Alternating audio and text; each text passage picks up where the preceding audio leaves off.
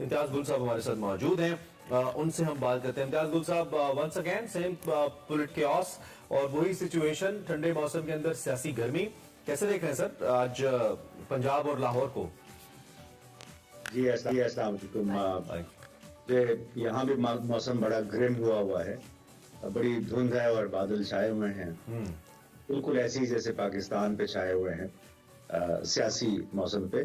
آپ نے چونکہ سعودی عرب سے آغاز کیا تو اب بھلے وہ کسی اسٹوڈیو میں بیٹھ کے وہ سبزہ اگایا گیا ان پہاڑیوں پہ مزدلفہ کی, اور جو آپ بتا رہے تھے جی, لیکن ایک بات بڑی واضح ہے کہ سعودی عرب اور اس کے جو شہزادے ہیں, حکمران, اصل حکمران ہیں, انہوں نے تو سعودی عرب کو اور پورے مڈل ایسٹ کو 10 سال میں یورپ بنانے کا اعادہ کیا ہے. اور اس حساب سے ہمارے دوست ابھی واپس آئے تھے سعودی عرب سے, وہاں پہ انہوں نے اپنی کمپنی بھی رجسٹر کروائی ہے, تو کہہ رہے کہ بڑی تیز رفتاری سے سعودی عرب میں اس وقت ترقی کا عمل جاری ہے اور اس کو ایک نئی جدید ریاست بنانے کے بالکل عزم پہ قائم ہیں محمد بن سلمان. تو برعکس ہم یہاں دیکھ لیں تو ہم ابھی بھی 19ویں صدی کی سیاست میں پھنسے ہوئے ہیں, شخصیات کی سیاست میں. اور جو آپ لیول میں نے دیکھا ہے, چاہے وہ رانا ثناء اللہ صاحب ہیں یا پرویز الہی صاحب کسی حد تک, اور کچھ پھر پیپلز پی ٹی آئی کے لوگ بھی, تو بحیثیت مجموعی ہمارے ہاں ڈسکشن کا لیول جو ہے ابھی تک وہ کونسلر لیول پہ پھنسا ہوا ہے, حالانکہ ملک اتنے شدید اقتصادی بحران میں پھنسا ہوا ہے. اب دیکھ لیں آج بھی ووٹ آف نو کانفیڈنس یعنی اعتماد یا عدم اعتماد کا ووٹ کا بھی بار بار یہ کہا جا رہا ہے کہ اس کا دار و مدار عدالت کے حکم پہ ہے, کیونکہ آج عدالت سماعت بھی ہونی ہے کیس کی, تو عدالت اب کیا حکم دیتی ہے وہ ہمیں نہیں معلوم. لیکن کتنے افسوس کی بات ہے کہ 75 سال زندگی گزارنے کے بعد پاکستان میں اور پارلیمنٹ موجود ہونے کے بعد باوجود تمام معاملات ہمارے لے دے کے پھر ہائی کورٹ اور سپریم کورٹ. تو میں تو کل 2-3 دن سے یہ سوچ رہا تھا کہ ہمارے سیاستدانوں نے, ہمارے دوسرے مقتدر حلقوں نے اس ملک کو کہاں پہ پہنچا دیا ہے. آج بھی وہ کہتے ہیں جو فواد چودھری صاحب نے کہا کہ نامعلوم نمبروں سے فون کالز آ رہی ہیں, تو نامعلوم لوگوں نے تو یہ کہا تھا کہ ہم بالکل بغیر جانبدار ہو چکے ہیں. سو اب یہ باتیں اب چھپنے والی نہیں ہیں, ان کا مسئلہ یہ ہے. تو somehow ہم یہ امید کر لیں کہ چلے ایک اگلے 2-3 دن میں شاید کوئی مسئلہ حل ہو جائے, کیونکہ رانا ثناء اللہ کو حمزہ شہباز کا تو یاد نہیں ہے کہ کس طرح زبردستی اس کو وزیر اعلیٰ بنایا گیا, چند ہفتے وہ بھی وزیر اعلیٰ رہا کیونکہ اعظم صاحب کے ساتھ عادت ہے, لہٰذا وزیر اعلیٰ بننا تھا. اب ان کو چودھری پرویز الہی یاد آ گیا, حالانکہ چودھری پرویز الہی کو اتنی بڑی اکثریت حاصل ہے, بھلے ان کے پاس 188 نمبر نہ ہو, لیکن ان لوگوں سے زیادہ ان کے پاس یقیناً نمبر ہیں. تو بہت ہی ہم فروئی مسائل میں پھنس گئے ہیں. جس طرح امتیاز گل صاحب آپ نے بھی خود بھی مینشن کیا کہ اتنا فارچونیٹلی اتنا عرصہ گزرنے کے باوجود دنیا کہاں سے کہاں جا رہی ہے, اور ہم ابھی شخصی سیاست کے اندر پھنسے ہوئے ہیں اور لوگوں کی اپنی سیاست ہی نہیں ختم ہو رہی ہے, تو ملک تو کہیں بہت پیچھے رہ جاتا ہے. دوسری جانب آپ نے فواد چودھری صاحب کی جو فون کالز ہے اس کو مینشن کیا. ویسے تو جب بھی ایسا کوئی معاملہ ہوتا ہے تو الزامات لگتے ہیں اور ٹریڈنگ کی اور باتیں کی جاتی ہیں کہ آفرز کی جا رہی ہیں. اس بار بھی ایز یوزول فواد چودھری صاحب نے اور دیگر لوگوں نے بھی اس حوالے سے کلیم کیا ہے کہ جی ہمارے کچھ لوگوں کو کالز آ رہی ہیں, ان کو خریدنے کے حوالے سے بات کی جا رہی ہے, اور دوسری جانب انہوں نے کہا جی ہماری ایک پی ٹی آئی کی خاتون رکن ہے, ان کو خرید لیا گیا ہے. تو وٹ یو سے کہ یہ جو ہارس ٹریڈنگ کا معاملہ ہے, اس ساری سچویشن میں ہم کہیں نہ کہیں یہ جو آپس کی ایک لڑائی ہے اس میں ملک تو افیکٹ ہو رہا ہے, لیکن لوگوں کا جو سیاستدانوں کا ایک کیلیبر ہے یا ان کی ایک تشخص ہے وہ بھی بہت حد تک ڈاؤن ہوتا ہے. ظاہر ہے جی, جو خود کو فروخت کے لیے پیش کر دیتے ہیں, جو خبریں باہر آ جاتی ہیں, بھلے وہ سچی نہ ہو, لیکن جب اس قسم کی باتیں گردش کرنے لگتی ہیں پبلک میں تو سیاستدان کا امیج تو خراب ہوگا. بالکل اسی جیسے دوسرے اداروں کا امیج خراب ہوتا ہے جب یہ کہا جاتا ہے کہ نامعلوم نمبروں سے فون کالز آ رہی ہیں. ظاہر ہے وہ نامعلوم نمبر سیولین بھی ہو سکتے ہیں اور ملٹری کے بھی ہو سکتے ہیں. تو इंतहाई अफसोसनाक सूरत हाल है कि जो लोग अगर घोड़ा अवेलेबल है मार्केट में तो जाहिर है जिसकी जरूरत है वो खरीदेगा, इसीलिए तो जरदारी साहब ने वहां डेरे लगा लिए हैं।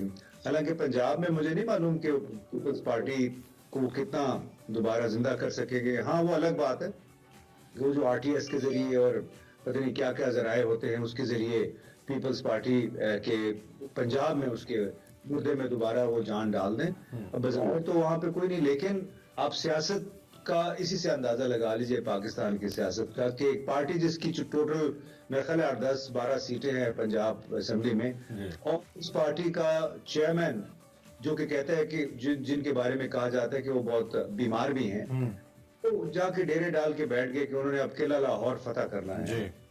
तो मुझे तो ये देख के हम मेरा ख्याल है दुनिया से कुछ 40-50 साल पीछे हैं अभी भी। डेफिनेटली आप अपना गवर्नेंस का निजाम देख लें, आप इन लोगों की सोच देख लें, तो हम 40 साल पीछे हैं बाकी दुनिया से। नाइजीरिया और सूडान और सोमालिया भी शायद हमसे आगे। आज आपका दिल अच्छा खासा दुखा हुआ है और ये बिल्कुल ठीक है। ये बिल्कुल एहसास हर उस मुहिब वतन पाकिस्तानी को होता है जो अपना खून पसीना इस मुल्क को देता है, वो चाहे एक मजदूर की सतह पे हो या फिर किसी अच्छी व्हाइट कॉलर जॉब की सतह पे हो। वी फील इट एंड आप तर्जुमानी कर रहे हैं बहुत सारे पाकिस्तानियों की गुल साहब ये बात करके कि हम कहाँ खड़े हैं और दुनिया कहाँ पहुंच गई है। लेकिन अफसोस की बात तो ये है कि अभी तक कुछ होश है भी नहीं। खैर, मैं थोड़ी सी तवज्जो आपकी पाकिस्तान की इकोनॉमिक सिचुएशन की तरफ लाता हूँ। इस वक्त पाकिस्तान यकीनी तौर पे क्रंच में है और पॉलिटिशियन तो अपनी पॉलिटिक्स कर रहे हैं, लेकिन हमें बीइंग पाकिस्तानी इस बात का एहसास है और ज्यादा कंसर्न है हम कि पाकिस्तान इस मुआशी बहरान से निकले। कल जो डेवलपमेंट हुई जिनेवा के अंदर, आप इसको कैसे देखते हैं और पाकिस्तान क्या मुआशी तौर पे आपको कुछ बेहतरी की जानिब जाता नजर आता है? देखिए, डेवलपमेंट अच्छी है, चले गुडविल पाकिस्तान के लिए हो गई है जब से हुकूमत तब्दील हुई है, जब से पाकिस्तान का रुख चीन से हटके काफी हद तक अमेरिका की तरफ हो गया है। अमेरिका ने लगता है कि वो अभी पे बैक कर रहे हैं इस तरीके से, और उसका सबसे बड़ा इजहार इस्लामिक डेवलपमेंट बैंक की कोई तकरीबन $4 अरब की कमिटमेंट है, और लेकिन उसमें 3.2 या 4 बिलियन डॉलर जो है वो हमारी ट्रेड फैसिलिटेशन है। जाहिर है सारा कर्जा है। इसी तरह की Asian development bank, world bank, वो सब में यानी अगर $10 अरब है तो उसमें से कम $7 अरब बुनियादी तौर पे बैंक के कर्जे हैं। ठीक है, अब ये ज़हन में रखना चाहिए कि ये तमाम रुकूम प्रोजेक्ट बेस्ड हैं। नेट प्राइस अमेरिकी हुकूमत के तर्जुमान है, उनको भी मैं बात सुन रहा था, तो उन्होंने भी यही कहा कि सारी प्रोजेक्ट बेस्ड है। आप पाकिस्तान को प्रोजेक्ट बताएगी, वो फिर अपने तरीके से उस प्रोजेक्ट पे अमल दरामद करेंगे। तो अल्लाह करे कि हो, लेकिन अल्लाह ये भी करे हमारे हुक्मरानों के दिलों में, हमारे बाबुओं के दिलों में कोई रहम डाल दे। तो अपने असासे बहुत बना लिए हैं, इस निज़ाम को इस तरह से तब्दील करें कि जब पैसे अगर कोई देता है आपको तो उसका ज्यादा से ज्यादा फायदा आवाम को पहुंचे, उनकी जेबों में चला जाए। सही कहते हैं, सही कहते हैं। आपको याद दिला दूं, चूंकि ये प्रोजेक्ट की बुनियाद पे फंडिंग होनी है, इसमें कैश कोई नहीं है, और अभी बड़ी दूर की बात है, ये पूरे बाकायदा मराहिल होते हैं।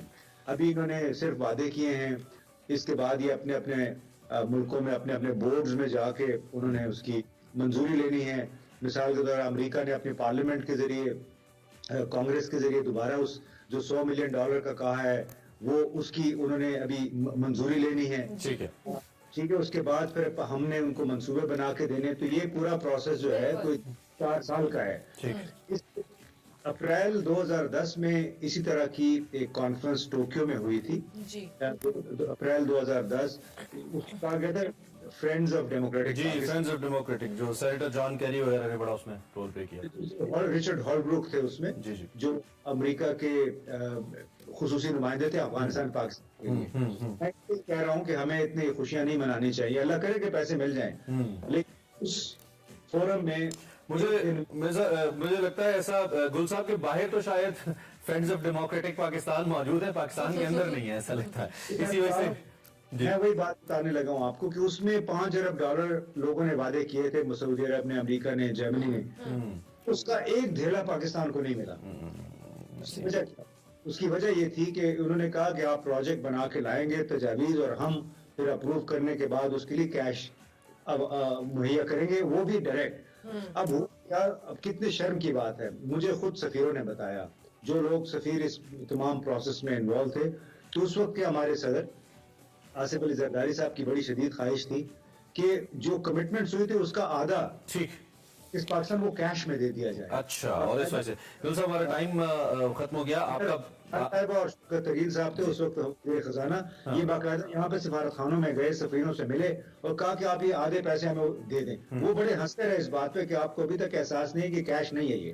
गिल साहब thank you very much, time हमारा खत्म हो गया। बहुत सी गलतियां हमने एक दफा नहीं बार बार की हैं तारीख में, और अगर बार बार गलतियां दोहराते रहेंगे तो ठीक कैसे करेंगे? तो अभी तक भुगत रहे हैं, अभी तक भुगत रहे हैं, और ये इसमें हमारा अपना कसूर है।